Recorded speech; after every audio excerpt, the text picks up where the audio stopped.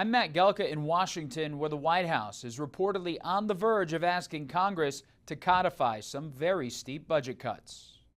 PBS and NPR could see their budgets slashed. The White House called the public broadcasters a grift and trash, with a laundry list of content it didn't agree with. Good morning. The release comes weeks after a hearing debating the public broadcasters' continued congressional funding, and comes as the New York Post reports the Trump administration is on the verge of formally asking Congress to rescind $1.1 billion in funding to the Corporation for Public Broadcasting.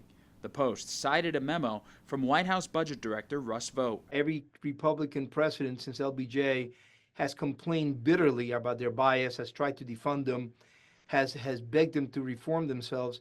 They haven't done so. They're brazen. The memo reportedly cites anti-conservative bias as a reason for wanting to rescind the funds. A Pew Research poll from March found only 24% of the public wanted Congress to remove federal funding for NPR and PBS. The principal investigative committee in the House of Representatives has now stooped to the lowest levels of partisanship and political theater to hold a hearing to go after the likes of Elmo and Cookie Monster and Arthur the Aardvark, all for the unforgivable sin of teaching the alphabet to low-income families' children. Vought's memo also looks to codify some of the Department of Government Efficiency's foreign aid cuts. Citing waste that would continue without rescission, the White House could be asking Congress to eliminate $8 billion in funding for the State Department and the now dismantled USAID. NPR gets about 1% of its total funding from the federal government, and PBS gets about 15%. But the cuts could hit local stations harder,